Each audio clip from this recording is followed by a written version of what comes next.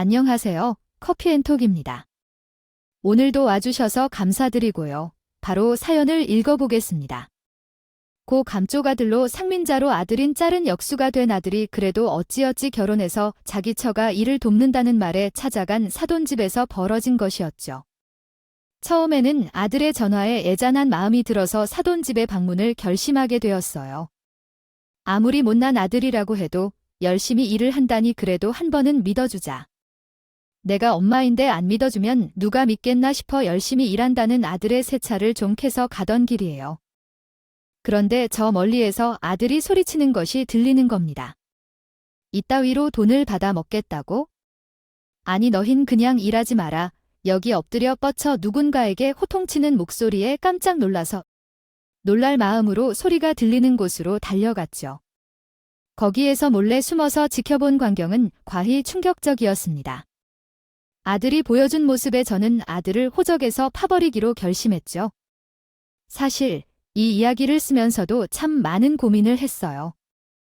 이런 이야기를 전하면 엄마가 어쨌길래 자식이 저렇게 컸냐는 말부터 아들과 저를 비난하는 말이 생길 수도 있겠다 싶었거든요. 이야기의 당사자도 쓰면서 숨고 싶은 기분이 드는데 다른 사람에게는 우리 가족의 이야기가 어떻게 보일지 무서웠어요. 글을 쓰다가도 쥐구멍을 찾아서 당장에 들어가서 숨고 싶은 마음을 꾹 참으면서 어떻게 글을 마무리 지으려고 합니다. 지금 당장에 부끄러워하는 것보다는 나 같은 일을 겪고 있는 사람들의 심정과 이런 일로 인해서 제가 내린 결론에 대한 이야기를 전하고 싶었거든요. 이야기를 들으면서 제게 건네는 따끔한 소리도 얼마든지 듣겠다는 각오로 사연을 시작해 보려고 해요. 저는 아들 하나를 가지고 있는 평범한 주부였어요. 남편도 안정적인 직업을 가지고 있어서 어딜 가나 부족하다는 말을 들어본 기억이 없는 가정이었죠. 그래서 더 아들에게 좋은 교육을 해주기 위해서 열심히 아들을 보살폈는데 아이는 부모 마음처럼 커가지는 않았어요. 그래도 건실하게 자라난 아들이 이제 장가를 들면 내가 할 일은 다 했다는 생각에 하루하루를 보내고 있었어요. 아들이 결혼만 하면 이제 부모로서의 내 역할은 다 끝나고 남은 내 인생을 즐기면서 살면 되겠구나 싶었거든요. 그러다가 아들이 며느리를 데리고 왔어요. 며느리는 정말 착한 사람인 것 같더군요. 가정교육도 잘 받은 태가 하는 행동마다 드러났죠. 그런 며느리가 너무 고마웠어요. 누가 데려갈까 하는 이 녀석을 좋게 봐주고 결혼까지 하겠다고 나타났으니까요. 항송의 따름이었죠. 우리 아들 녀석은요. 객관적으로 봐도 철이 없는 편에 속했고 성실함과 책임감이라는 말과는 조금 거리가 먼 사람이었거든요. 그래서 며느리가 결혼하겠다고 찾아왔을 때 저는 걱정되는 마음에 정말로 괜찮겠냐고 물었어요. 저도 사람인데 어느 집안 사람이 이런 남편을 들이는 것을 좋아하겠나 싶었거든요. 심지어 제가 이런 아들이 마음에 걸렸던 것은 이것뿐만이 아니에요. 솔직히 제 마음에 가장 걸리는 일은 아들이 결혼 전에 회사를 관둔 일이었죠. 아들은 요즘 20대 어린애처럼 행동하곤 했어요. 조금만 자기 마음에 안 드는 구석이 있으면 바로 일을 그만두곤 했거든요. 사실 직장이라는 게 그렇잖아요. 상사가 내 마음에 들지 않는 지시를 내릴 때도 있고 내가 하기 싫은 업무도 맡아서 해야 하는 경우도 생기고요. 그런데 아들이라는 녀석은 그런 대우를 받는 것이 무척 싫었던 건지 회사를 그리 길게 다니는 편이 아니었습니다. 이번에 퇴사한 이유도 조금 어이가 없었는데 결혼 준비를 하는데 회사를 다니면서 하니 정신이 없다는 핑계로 사직서를 던지고 왔다더군요. 그 말을 들을 때는 너무 어이가 없었어요. 어떻게 내 배에서 이런 자식이 나왔나 싶더라니까요. 그래도 어떻게 해요? 이런 자식이라도 내 자식인 것을. 아들은 회사에 1년도 다녀본 적이 없는 애라서 그런지 결혼 준비가 아주 좋은 핑계거리라 생각을 했던 것 같았죠. 이렇게 철없는 아들이니 사돈과 며느리에게 얼굴 들기도 미안하더라고요. 사실 아들이 며느리를 데리고 온 다음에 아들에게 직장 이야기를 꺼낸 적이 있어요. 이제부터는 한 가정을 책임지는 가정이 될 아이니 내가 좀 더 뭐라고 해서 신경이라도 쓰게 만들자 싶었거든요. 그런데 제 말을 들은 아들은 버럭 화부터 내더군요. 엄마는 항상 내가 못 믿었지? 그러니까 맨날 직장이 어쩌고 저쩌고 내가 성격이 어쩌고 하는 거야. 그런데 엄마, 우리 어머님은 나 먹는 것만 봐도 좋댔어. 아, 내가 갈 때마다 진수성찬을 차려주시는데 엄마랑 너무 비교되더라. 엄마는 내가 결혼 준비로 힘들다고 하는데도 이렇게 김치에 풀떼기 반찬만 내 앞에 가득 가져다 놓잖아. 아, 그리고 그놈의 직장 타령 좀 그만해. 지겨워 정말. 뭐, 내가 이럴 때가 거기 한국밖에 없는 줄 알아? 세상에 회사는 많고 많아. 엄마가 매번 그런 식이니까 부모 덕이 없고 초가 덕이 있다는 말이나 듣고 다니지. 장모님은 다 괜찮다고 하는데 왜 엄마가 나서서 유난을 떨어내 입에서 이렇게 꼭 비교하는 말이 나와야 속이 시원하겠어? 사돈과 저를 비교하는 아들이 너무 미웠습니다. 능력도 없고 근성도 없는 이 아이를 며느리에게 보내면 결혼해서도 며느리의 속을 바닥까지 썩일 것 같아서 걱정이 되었죠. 저는 오로지 그 걱정이었어요. 내 아들이 능력이 없는데 처가에 가서 손가락질 받는 것이 걱정인 게 아니라 말이죠. 그런데 이런 식으로 사돈과 비교를 당할 줄은 꿈에도 몰랐어요.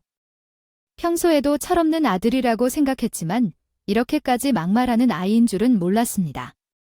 이런 아들의 태도에는 서러운 감까지 느껴지더라고요.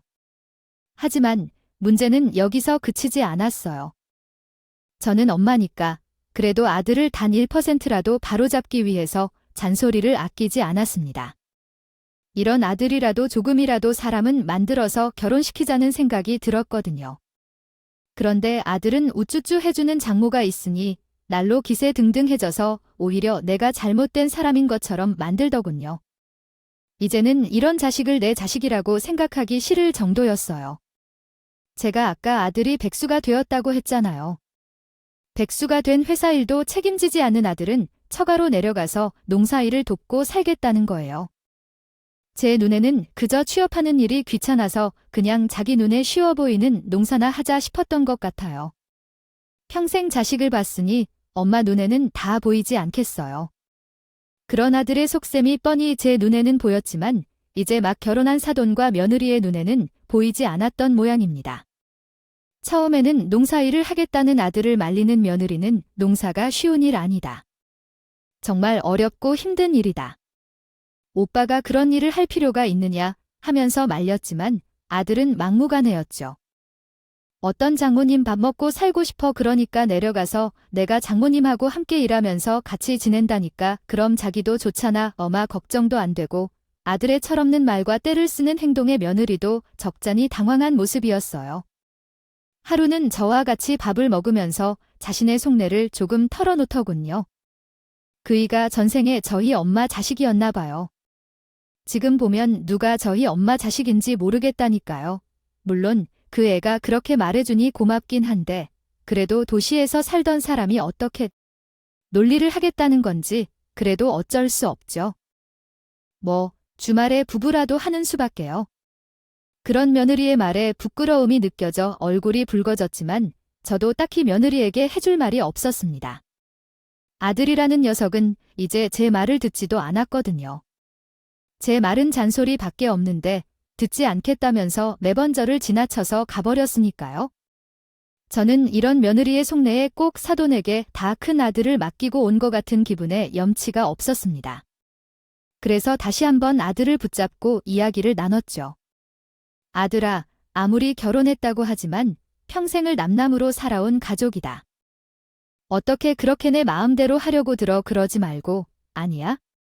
며느리 말처럼 그냥 지금 여기서 직장이라도 구하는 건 어떠니? 며느리도 여기서 직장을 다니고 있으니 구태원이가 내려가서 일할 필요도 없잖니.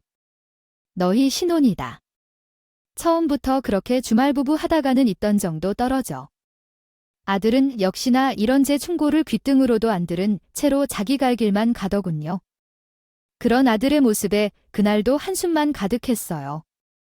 아들은 자기의 고집대로 시댁으로 내려가서 농사일을 시작했습니다. 들려오는 말에 의하면 생각보다 문제가 많지는 않은 것 같았어요. 며느리나 사돈도 제게 전화를 할 때 우리 아들에 대한 이야기는 하지도 않았고요. 그래서 저는 무소식이 희소식이라는 생각으로 지내려고 했어요. 그런데 그때였어요. 아들에게서 전화가 온 것이에요.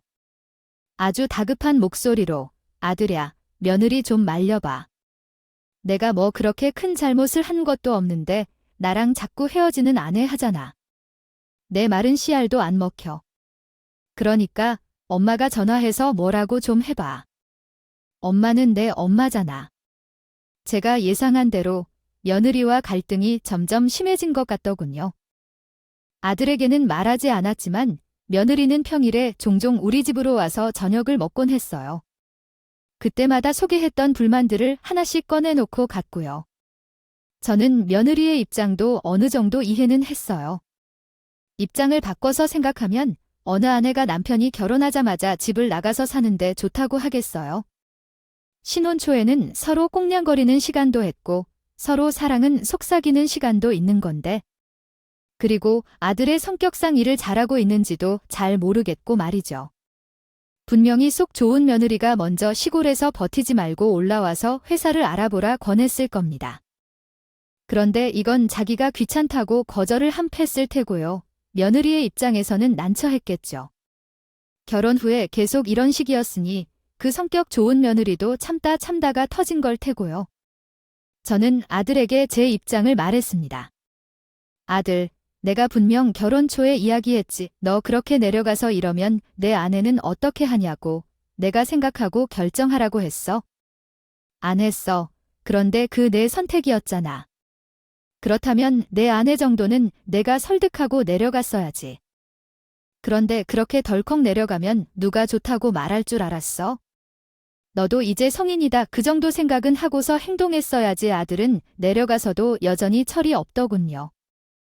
아, 엄마는 지금 누구 편이야? 내가 엄마 아들은 맞아.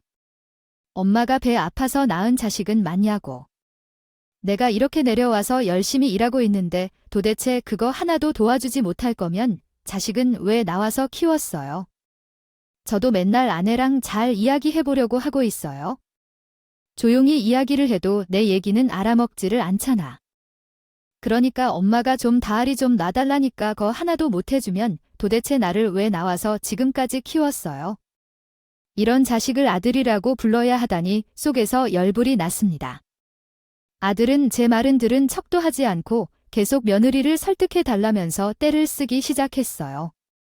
그리고 엄마가 모르는 일이 있는데 여기서는 내가 사정이고 내가 팀장이야.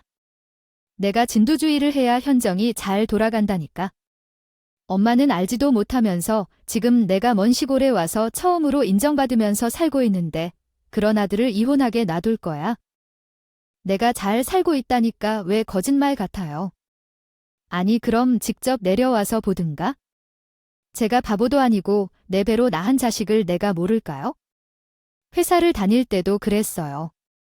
퍽하면 지각으로 경위서나 쓰고 일하는 도중에 줄다가 상사에게 혼났다고 투덜대는 녀석이었는데 시골에서 무슨 팀장 말이 안 된다고 생각했죠. 녀석이 아무리 개과천선해서 농사가 체질이라는 말을 랩에 따라도 고지곳대로 믿을 수는 없어서 아무래도 아들 말처럼 내 눈으로 직접 봐야겠다는 생각이 들었어요.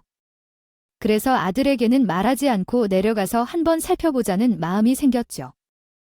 저는 그날로 바로 며느리에게 전화를 걸어서 사돈집의 주소를 알아냈습니다.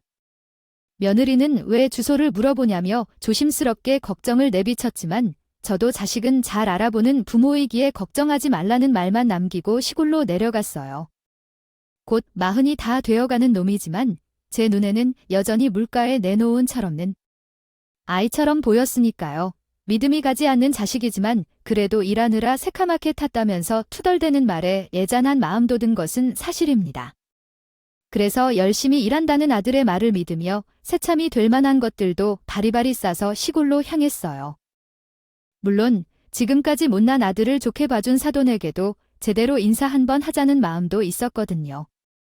사실 저는 사돈과 그렇게 친숙한 사이는 아닙니다. 결혼하면 사돈과도 이래저래 인사하고 밥도 먹고 지낸다고 하지만 우리 사돈은 1년 내내 농사로 바쁘고 저는 시골로 내려갈 생각이 없었으니 서로 제대로 부딪힐 일이 없었죠. 그래서 사이좋은 사돈보다는 그냥 대면 한 사이였어요. 그런 사람에게 아들을 맡겨만 뒀으니 이제라도 제대로 인사를 건네고 싶었어요. 처음 가는 길이라 헤매면서 도착한 정류장에는 며느리가 알려준 버스의 시간이 있었어요. 1시간에 4번 다니는 버스더군요. 시간을 맞춰서 도착한 것이 아니다 보니 조금 기다리게 되었습니다. 그렇게 한참을 기다리고 있는데 이제 불안해지기 시작하더군요. 내가 버스 번호를 잘못한 것은 아닌가 하고 말이죠. 제가 초조한 내색을 비추자 옆에서 함께 기다리던 할머니가 쳐다보면서 물어보더군요. 아니, 뭐가 그래? 어려워서 똥 마려운 강아지처럼 그렇게 안 좋아해요. 어디로 가셔? 묘하게 경계하는 것이 느껴지는 어투에 저는 할머니에게 제가 향하는 곳을 말해줬어요. 그런데 놀랍게도 할머니와 제가 가는 목적지가 같더군요. 자신과 같은 정류장에서 내린다는 사실을 안 것이 느껴지는 어투에 저는 할머니에게 제가 향하는 곳을 말해줬어요. 그런데 놀랍게도 할머니와 제가 가는 목적지가 같더군요. 자신과 같은 정류장에서 내린다는 사실을 안 것이 느껴지는 어투에 저는 할머니에게 제가 향하는 곳을 말해줬어요. 그런데 놀랍게도 할머니와 제가 가는 목적지가 같더군요. 자신과 같은 정류장에서 내린다는 사실을 안 할머니는 돌변한 표정으로 저를 지나쳐서 다시 자기가 했던 곳으로 돌아갔습니다. 그리고 할머니는 자리로 돌아가면서 혼잣말로 이런 이야기를 했죠. 요즘에 제 손사람들 무서워서 살겠어. 어린 동네에 오는 거면 그냥 방문만 하고 갔으면 좋겠네. 우리 동네는 이제 아무도 안 왔으면 좋겠어. 웬 놈이 말도 제대로 못한 왜 애국 사람들 잡아다가 소원 올리고 말이야. 자기가 무슨 왕이라도 되는 것처럼 굴어다니는 그런 놈이 와서 동네를 헤집고 다니니 아이고 세상이 참 요지경이야, 요지경. 어딘가 잔뜩 화가 난 듯한 말이었어요. 마을에 외지인이 왔는데 안 좋은 경험을 한 것 같더군요. 저는 속으로 설마 했지만 아니겠지 하고 발길을 돌려 계속 버스를 기다렸습니다. 그렇게 한참을 기다리다 탄 버스에는 그렇게 많은 사람이 없었어요. 요즘 시골에는 사람이 없어서 난리라더니 정말 한적했죠. 버스를 타고 도착한 마을에서는 할머니가 혼잣말로 하던 말 때문인가 동네 사람들에게 길을 물어보기도 눈치가 보였어요. 그래서 일단 며느리에게 연락을 했습니다. 이게 지금 버스에서 내렸는데 여기가 어딘지 도무지 모르겠구나. 주소를 찾아보려고 해도 제대로 길도 안 나오고 말이야. 요즘 세상이 그렇게 좋아졌다는데 이거 보니까 그런 것도 아닌가 봐. 며느리는 제 말에 웃으면서 쉽게 자신의 집을 찾아갈 방법을 알려주더군요. 아휴, 어머님, 거기가 좀 많이 구석에 있는 시골이라서 길이 있다가도 없고 그래요? 제가 지금 핸드폰으로 사진 하나 보내드렸으니까 그 사진 보고 찾아가시면 훨씬 더 쉬울 거예요. 지금 막 내리신 거면 주변에 슈퍼 하나 보이실 텐데 우선 거기서 쭉 걸어가다가 보면 제가 보내드린 사진의 집이 아마 눈에 들어올 거예요. 먼 길 가느라 고생하셨을 텐데 도착하시면 저한테 연락하세요. 다행히 시골에 가본 적 없는 저를 배려해서 며느리가 준 사진을 집에 찾아 나서기 시작했습니다. 시골의 한적한 분위기는 도시에서만 살던 제 마음에 평화를 가져다 주더군요. 며느리가 말한 주소로는 찾기 힘들다는 말이 금세 이해가 가기 시작했어요. 도시에는 각 집마다 크게 주소가 써져 있지만 여기는 그렇지 않더군요. 있는 곳도 있고 없는 곳도 있었습니다. 그리고 중간중간에 도로인지 아닌지 길인지 아닌지 알 수 없는 것도 많았고요. 그래도 며느리가 건네준 사진의 모습으로 걷다 보니 어쩐지 이 동네에 한번 와본 듯한 익숙함도 되더군요. 그래서 생각이 들었어요. 옆집 숟가락도 다 알고 산다는 말이요. 이런 말이구나 하고요. 안으로 들어가기 시작하니 정자 하나가 보였습니다. 정자에서 잠시 쉴 겸 해서 짐을 내려놓고 앉으려는데 그 적막한 마을에서 큰 고함 소리가 나는 거예요. 정자 근처에 사시는 듯한 어르신들이 일제히 나와서 혀를 쭈쭈 차면서 말했습니다. 아니, 오늘도 또 시작이래. 저놈은 항상 왜 이래? 저 사람들이 도대체 뭘 잘못했다고 항상 저렇게 큰 소리를 내냔 말이야. 여기 동네가 다 자기 거래? 그러니까 말이야, 도대체 하루를 제대로 넘어가는 일이 없네? 없어. 저런 놈의 자식이라고 나온 어미가 누군지 궁금하다. 궁금해. 자식이죠 몰라 저놈 오고 나서 우리 동네가 조용할 날이 없다고 날이 없어. 그 밖에도 못된 놈, 죽일 놈들, 소리치는 남자를 비난하는 단어는 물론요. 온갖 욕설이 난무한 말을 서로 나누더군요. 그러다가 저놈은 경찰에 못 넘긴대. 그냥 경찰에다가 누가 신고 좀 해봐. 아이, 저러다가 사람 하나 잡으면 어떻게 할 거야? 그러면서 동네 창피해서 못 살아. 한두 번 있던 일이 아닌지 누구는 사람 잡는다면서 경찰이 부르자는 말도 했습니다. 아이, 그 집 장모가 그렇게 착한 사람이라며 왜 우리 노인정이 와서 항상 맛있는 음식 해놓고 가는 양반이 저놈 장모라면서 그렇게 착한 사람한테 어찌 저리 무서운 놈이 들어왔는가 몰라. 전생에 무슨 죄라도 지었나. 아이, 참 안 됐어. 제 귀에 거슬리는 말이 하나 들어왔어요. 착한 장모는 무슨 죄냐고 하면서 지금 소리치는 남자가 있는 집안의 이야기 긴 것 같아요. 그 사람이 있었어요. 아찔한 느낌을 주며 다가와 어깨를 두드리는 소리도 들렸죠. 놀라서 급히 뒤돌아보니 창모 그 자신이었어요. 제 마음은 급히 얼싸왔고 안심하며 뒤늦게 신고한 것이 이런 결과를 초래할 수 있는 일임을 깨달았어요. 함께 걸었던 경찰관에게 감사의 인사를 건넸죠. 밭에 하나가 보였습니다. 밭에 가까워진 순간 저는 저도 모르게 몸을 숨길 수밖에 없었어요. 거기에는 새카맣게 탄 한 남자가 외국인으로 보이는 사람들에게 손가락질하면서 무언가 열심히 말하고 있었습니다. 아야, 너희 돈으로 좀 봐라. 여기, 이게 오늘 돈값 한다고 생각하는지 이따위로 하고도 돈을 받아가려고 했어. 너희가 양심이 있냐? 자, 따라 해봐. 양심, 양심. 너희는 양심도 없어. 양심이 있으면 이딴 식으로 일을 안 했지? 외국 사람이라고 말 안 통한다고 봐주고 있었더니 아니, 은혜를 갚지는 못할 몽정이 일을 이따위로 해 내 앞에 엎드려 뻗쳐. 복창한다. 실시, 양심 있게 일하겠습니다. 야, 거기. 너, 왜 안 따라해? 따라하라고. 이것들은 누구도 여기서 밥 먹고 사는지 모르는 거야? 내 말 안 들어. 처음 멀리서 보일 때는 하도 까맣게 타서 누군지 몰랐어요. 어떻게 사람이 저러나 싶었는데 가까이 가면서 들리는 목소리가 여간 친숙한 목소리가 아니더군요. 저는 아니겠지 속으로 아니겠지 하면서 조심히 근처로 갔는데 정자의 어르신들이 욕하던 그 죽일 놈이 바로 내 아들이었습니다. 아들은 한국말도 서툰 외국인들을 죄다 모아놓고서 자기가 거기서 왕인 것처럼 왕 노릇을 하고 있더군요. 그때 제 머릿속을 스쳐 지나가는 아들의 통화 소리.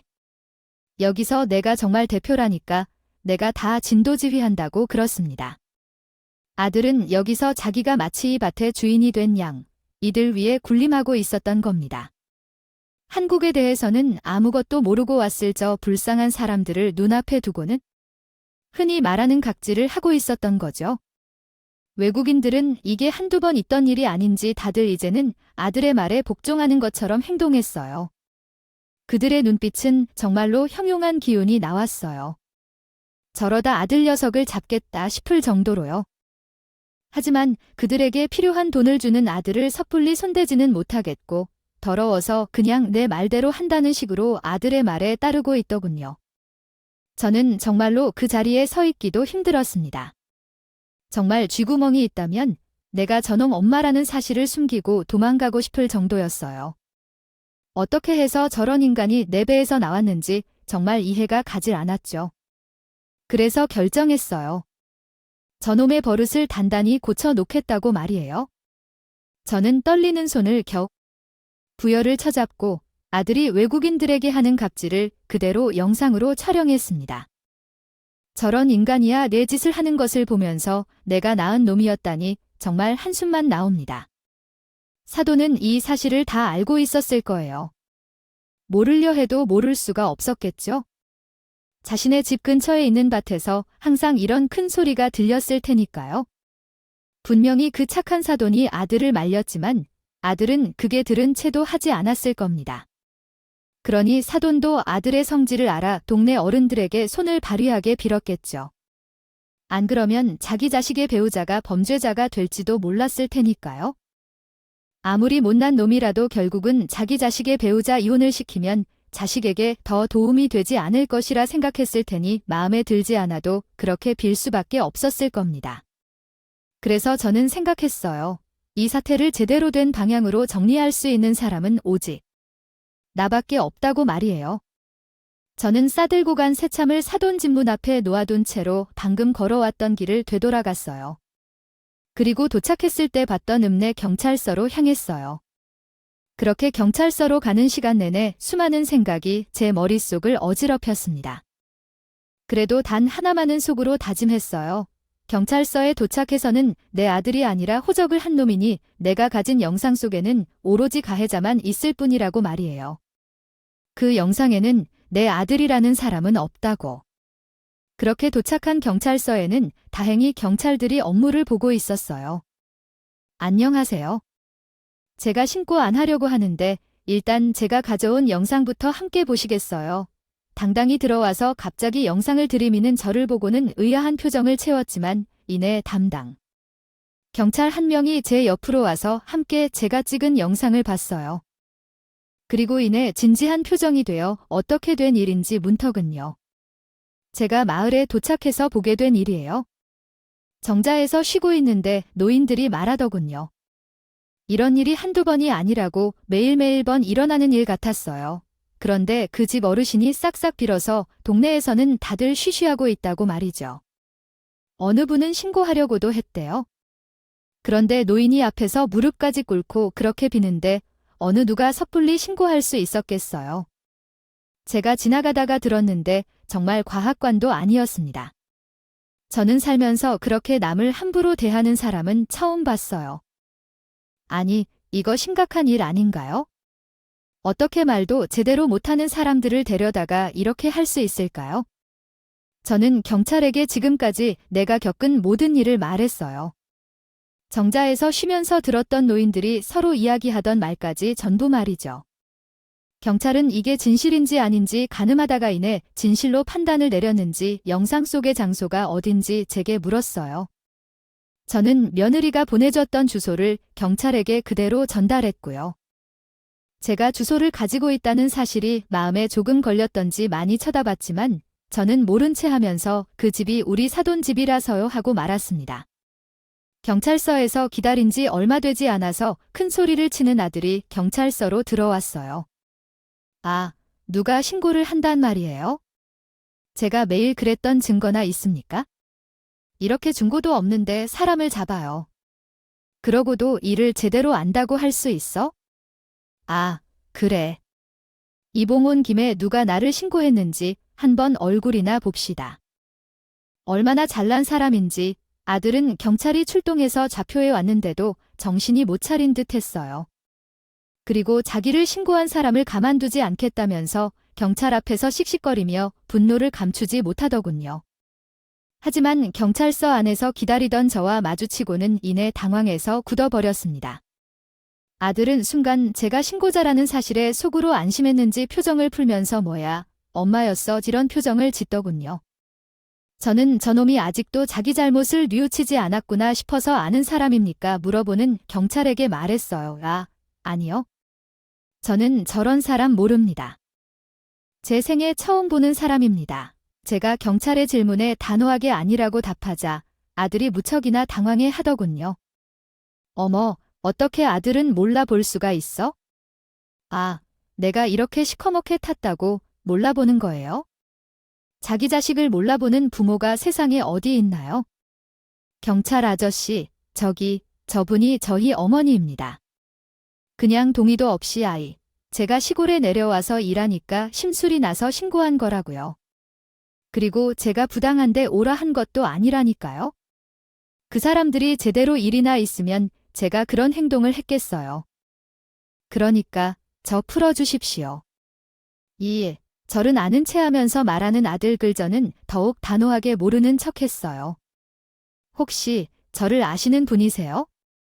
아, 누구신데 자꾸 헛소리를 하실까? 이 시골에 내려와서 지켜보니 내가 왕이라도 된 것 같아요. 이 시골에서 왕 노릇을 하니 재밌었냐는 말이에요. 뒤에서 당신이 지금까지 한 짓을 수습한 사람이 누군지는 아세요? 당신이 그렇게 좋다고 물고 빠는 장모님이야. 네가 지금 어디서 하늘이 무서운 줄도 모르고 살아. 그리고 내가 그 사람들 절대 합의하지 말라고 했으니까 그리 하세요. 여기에 증인이 없을 것 같아. 여기서는 동네 사람들아, 전부 다 증인이야. 아들은 그제야 당황하면서 제게 화를 풀면서 매달리기 시작하더군요. 저는 매정하게 그런 아들을 내쳤어요. 지금 아들의 버릇을 고쳐놓지 않으면 평생을 이렇게 살 것이라는 것이 눈앞에 훤히 그려졌으니까요. 저는 아들의 신고하기 전에 며느리와 사돈에게도 당부했어요. 아가, 내 간이 남편, 내 아들을 좀 경찰서에 신고해야겠다. 도저히 이건 인간이 할 짓이 아니야. 처음에는 저렇게 자기가 부리는 사람들에게 큰 소리를 치겠지. 그런데 저런 사람은 두고 보면 나중에 가족들에게도 자기가 잘난 줄 알고 큰 소리치고 손을 올릴 사람이야. 나는 내 못난 아들을 거둬준 너와 사돈에게 항상 미안한 마음을 가지고 있었다. 그래서 이참에 내 아들이 범죄자가 되더라도 교도소에 가더라도 이 버릇을 다한다니 고쳐줄 참이다. 며느리는 제 결정이 절대 쉽게 나온 것이 아니라는 것을 느꼈는지 처음에는 그런 제 행동을 말리려고 했으나 이내 알겠다면서 남편의 버릇을 고쳐달라고 하더군요. 그래서 며느리에게 동의를 구하고 이 상황에 대해서 사돈에게도 전화를 해서 알렸습니다. 사돈, 못난 아들이 두 놈입니다. 왜 지금까지 숨겨주셨나요? 저런 녀석이 그래도 사위라고 마음으로 품고 지내신 건가요? 이제 그러지 마세요. 동네 무릎 꿇고 빌릴 필요도 없습니다. 저런 인간은 자기가 아픈 꼴을 당해야 정신을 차려요. 내 자식이라서 봐주고 그런 거 저는 없습니다. 사돈은 겨우 몇 년이겠지만 저는 평생을 저 녀석을 봐왔어요. 누구보다 내 아들의 성정은 내가 더 잘합니다. 저 녀석은 가만히 내버려두면 결국 사돈과 며느리에게 해가 되는 인간이 될 겁니다. 그러니 내가 여기서 한번 그 싹을 싹둑 잘라버릴게요. 그러니까 일단 그렇게 알고 계세요. 잘못된 일을 마냥 덮어주는 것이 아들을 귀한 일이 아니라고. 이 기회에 제대로 반성하고 사죄할 수 있게 만들어야 한다고 두 사람을 설득했어요. 한참을 설득한 뒤에야 저는 경찰서에 들어와 아들을 신고할 수 있었어요. 두 사람은 정말로 착한 성정을 가지고 있어서 그런 아들이라도 같은 가족이라며 범죄자로는 만들 수 없다는 입장을 고수했거든요. 그래도 저는 저런 인간의 어미이기 때문에 단호하게 결정을 내렸죠. 그리고 사돈, 지금부터는 동네 사람들에게도 말하세요. 여기 경찰서에 와서 그간 있었던 사실을 전부 말하라고요? 지금이 기회를 놓치면 언제 또 이런 기회가 올지 모릅니다. 마을에 안 좋은 소문이 도는 거 사돈도 잘 아실 거예요. 그 잘못 지금 싹 바로 잡읍시다. 그리고 마녀가 아들에게 피해를 당한 사람이 있다면 절대로 합의하지 말라고 하세요. 이놈은요, 거울을 받아야 하는 놈이 분명하니까요. 이렇게 아들은 경찰서에 잡혀서 조사를 받게 되었고 아들의 죄목은 상당했습니다. 물론 그 가게 범죄자나 그런 것은 아니었지만 같이 일하는 사람들에게 어떤 짓을 했는지 자목하더군요. 아들은 정당하게 이런 값도 제대로 주지 않았으며 일을 잘 못한다고 자신이 마음에 들지 않으면 막 휘둘러더군요. 어떤 외국인은 다리를 다쳐서 한동안 일을 못하겠다 했는데도 당장 나와서 일하지 않으면 월급 주지 않겠다고 했다고. 그렇게 아들은 결국 형을 받았고 긴 시간은 아니지만 몇 개월의 형을 살게 되었습니다. 저는 누군가의 인생에 이렇게 깊은 상처를 남긴 사람을 그냥 두고 볼 수만은 없었어요. 그것이 비록 내 자식이고 내 핏줄이라 하지만 말이에요. 상처를 준 벌은 마땅히 받아야 한다고 생각했어요. 그래도 내 자식이라고 눈에 밟히는 것은 어쩔 수 없었습니다. 그런 아들을 잘 타일러 보겠다고 면회도 자주 갔었지요. 초반에는 아들도 어떻게 엄마라는 사람이 이럴 수 있냐며 제 면회에도 응하지 않고 지냈어요. 그런데 제가 포기하지 않고 꾸준하게 찾아가서 말이 안 통하니 편지지라도 건넸습니다. 그리고 아들에게 말했죠. 내가 내 아들이라는 것이 부끄럽다. 어떻게 사람이 그런 행동을 할 수 있니? 게으르고 일하기 싫어할 수도 있지. 그게 한 사람이 가진 성격이라면 말이다. 그런데 말이야, 지금 내 행동은 범죄 하나다. 내가 이렇게 형을 살고 있으니 잘 와닿겠지? 그러니 나중에는 내가 상처 준 사람에게 직접 사과해. 내가 그 사람의 언어를 몰라도 살아온 인생이 달라도 진심은 어떻게든 통하는 법이니까. 그게 내가 앞으로 해야 할 일이야? 매번 이렇게 이야기를 했는데 처음에는 들은 척도 하지 않았지만 다행히 몇 개월 뒤에는 자신이 쓴 편지를 전해달라며 부탁도 해오더군요. 아직 걔가 천선할 기회가 남아있구나 싶어서 속으로는 안심했습니다. 그래도 전 지금까지도 내 아들과 연을 끊었다고 생각하면서 지내려고 노력 중이에요. 누군가는 참 지독한 사람이다. 지독한 엄마라고 손가락질 할지도 모르겠네요. 그렇지만 말이에요. 사람은 절대 누군가의 위에 서는 것이 아니라는 것을 아들이 깨우쳤으면 싶었어요. 지금까지 아들을 잘 못 키워온 내가 할 수 있는 최소한의 일이라는 생각도 들었고요. 자식을 낳는 것만이 부모의 전부가 아니잖아요. 자식을 올바른 방향으로 나아갈 수 있도록 길을 인도해주는 것도 부모의 일이라 전 생각합니다. 그리고 감사하게도 며느리와 장모님은 아들의 일을 너그럽게 품어주기로 결심하셨어요. 아들이 보내오는 편지에 적힌 진심을 보고는 제대로 반성하고 깨우치는 것 같다면서 이제는 기회를 줘도 되지 않겠냐고 하네요.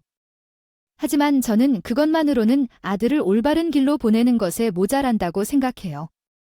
그래서 아들이 출소해서 나오고 나면 자신이 일으킨 소란으로 힘들었을 동네 분들에게 일일이 찾아뵙고 사과도 시키려고 합니다. 제가 이렇게 아들의 사건을 수습하고 다니다가 저번에 정류장에서 본 할머니가 저를 보고 하신 말씀이 있어요. 아이, 그래도 다행이야. 그 못난 놈에게 제대로 개념이 선호된 엄마가 있었으니까 말이야. 그 모습내 아들 녀석은 쉽게 제자리를 찾을 거예요. 엄마가 이렇게 노력하는데 오래 걸리겠어? 그러니까 차 안에도 그렇게 죽장을 하고 다니지 말고 자지? 컨텐츠 제대로 교육했다 생각하고. 아이, 당당하게 다녀. 할머니가 건넨 이 말이 제게 참 많은 위로가 되었어요. 제가 아무리 천륜을 끊어내겠다고 노력한들 아들은 아직 제 아들이 맞으니까요. 앞으로 아들이 제대로 올바른 길을 찾아 걸을지는 아무도 모르지만 부디 어르신이 걷는 그 말에 이제는 진짜 이 길 속으로 바라고 있습니다. 아들의 주변 모든 사람들이 이렇게 아들을 위해서 노력하는데 아들도 이제는 진짜로 정신을 차리고 지내지 않을까요?